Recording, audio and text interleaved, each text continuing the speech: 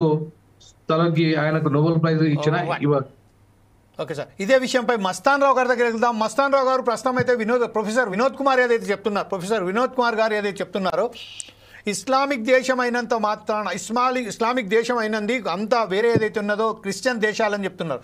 ఇప్పుడు ఒక కొత్త వాదన ఏదైతే చెప్పారు అంటే ఇప్పుడు మనం చూసినట్టయితే రష్యా యుక్రెయిన్కు సంబంధించిన ఏదైతే వార్ జరుగుతుందో అందులో కూడా జోక్యం చేసుకున్న అమెరికా, దానికి సంబంధించిన యుక్రెయిన్ ప్రెసిడెంట్ ఎవరైతే జెలెన్స్కీ వెళ్ళిన తర్వాత అతను ఒప్పందం మీద సిగ్నేచర్ చేయండి, దీంట్లో మీ దగ్గర ఉన్న ఖనిజ సంపదలో 50% వరకు నాకు ఇస్తే దీంట్లో జోక్యం చేసుకుంటానని చాలా కరాఖండిగా చెప్పారు. దానికి జెలెన్స్కీ కూడా తల ఒగ్గారు. కానీ ఈరోజు ఎప్పుడైతే ఇరాన్ విషయంలో, ఇజ్రాయెల్ విషయంలో వస్తున్నారో, ఇంతకు ముందు ఎప్పుడైతే ఇరాన్ అంటే ఒక మతపరమైన విషయంలో మనం భావించవచ్చా యాజ్ పర్ వినోద్ కుమార్ గారు చెప్పినట్టుగా, లేకపోతే కావాలని తన ఆధిపత్యానికి కాపాడుకోవడానికే ప్రయత్నం చేస్తున్న భాగంలోనే చేసుకోవచ్చా? సార్ గుడ్ ఆఫ్టర్నూన్ అండి. Very good afternoon sir. Four side వీక్షకులకు, ప్యానల్లో ఉన్న కోటేశ్వర గారికి, రామ్మోహన్ రావు గారికి, వినోద్ గారికి, ఇప్పుడు ఏ శాంతి బహుమతి లాంటిది ప్రపంచంలో మన నోబెల్ ప్రైజ్ లాంటిది ప్రపంచ శాంతి కోసం కృషి చేస్తున్నారంటే నామినేట్ చేయటము లేదంటే ఇదంతా ఒక వాణిజ్యపరమైన అంశాల ప్రాతిపదికగా ఉంటే వేరు. జనరల్గా శాంతి బహుమతి అంటే ఏంటంటే మహాత్మా గాంధీ అంటే వాళ్ళు చేస్తున్న పోరాటాలు కానీ, వాళ్ళు చేస్తున్న కృషి కానీ, లేదా వివిధ దేశాలు ఏదైతే యుద్ధాలు చేసుకుంటున్నాయో వాళ్ళ మధ్య అనివార్యంగా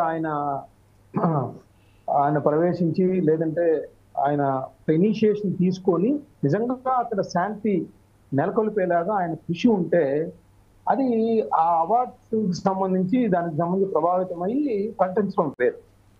ఒక నోబెల్ శాంతి బహుమతిని పొందాలనే ధ్యేయంతో తాను ఒక ముందుగా ప్రకటించుకోవడం వేరు.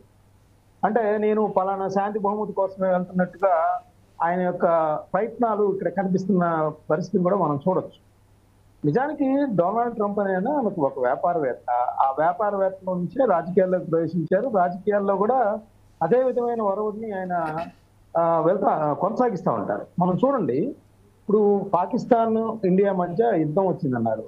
ఆయన యుద్ధాన్ని వల్ల కలిగే నష్టాలు ఏంటి చెప్పడం అనేది పక్కన నుంచి ఆయన ఏం చెప్పారు, నేను వాణిజ్యం దానికి సంబంధించి వాళ్ళిద్దరిని బెదిరించేసరికి వాళ్ళు అట్లా మిన్నకుంటారు. అంటే బెదిరించారనే పదం వాడకపోయినా కూడా వాణిజ్య విషయంలో చేసిన హెచ్చరికల ఫలితంగా వాళ్ళిద్దరు కూడా మిన్నుకున్నారు అనేది పాయింట్. అయితే అక్కడ ఆ రెండు దేశాలు కూడా అంటే పాకిస్తాన్ కొంత చెప్పినప్పటికీ కూడా భారతదేశం ఈ రోజుకి కూడా మొదటి నుంచి కూడా ఖండిస్తా ఉంది.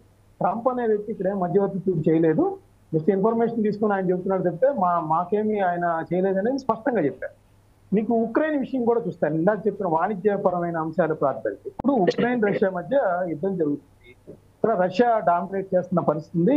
సంవత్సరాల తరబడి అక్కడ ఎంతో మంది ప్రాణాలు కోల్పోయారు, ఆస్తి నష్టం జరుగుతుంది, అక్కడంతా కూడా ధ్వంసం అయిపోతుంది. ఉక్రెయిన్ అనే దేశం ధ్వంసం అయిపోయిన పరిస్థితి మనం చూస్తాం. ఆయన ప్రాణాలు కాపాడలేకపోయాడు, అక్కడ జరిగే విధ్వంసాన్ని కాపాడలేకపోయాడు. పైగా అతను వాళ్ళని ఆశ్రయించినప్పుడు మేము మీకు సహాయం చేస్తున్నాం కాబట్టి మీ దేశంలో ఉన్న ఖనిజ సంపద అంతా మాకు ఇస్తే బాగుందనే ఆ టైప్లో ఉన్నాడు. అట్లాంటప్పుడు ఈ శాంతి దూత అనే పదం కానీ, శాంతి కోసం అతను కృషి చేశాడు అనేది కానీ ఎక్కడ వస్తుంది మనకి? ఇక్కడ అణుయుద్ధాన్ని ఆపానంటారు. అసలు పాకిస్తాన్ దగ్గర అణువాయుధాలు ఉన్నాయి, లేదంటే ఇండియా దగ్గర ఉన్నాయి. అక్కడ అణుబాంబుల పరిస్థితి కానీ, దానికి చర్చ కానీ దానికి తావులేదు. వాళ్ళు ఒక ప్రకటన అయితే చేశారు కానీ వాళ్ళ మంత్రికి సంబంధించి ఎక్కడా కూడా అణ్వస్త్రాలకి సంబంధించి అంత స్థాయిలో అక్కడ యుద్ధం రాసుకున్న పరిస్థితి లేదు. కానీ ట్రంప్ మాత్రం నేను అణుయుద్ధాన్ని ఇండియా పాకిస్తాన్ మధ్య ఆపానంటారు. అదేవిధంగా ఉక్రెయిన్ విషయంలో కూడా ఈ రోజు వాళ్ళు నష్టపోతా ఉన్నారు, రోజు దాడులు చేస్తానే ఉంది రష్యా.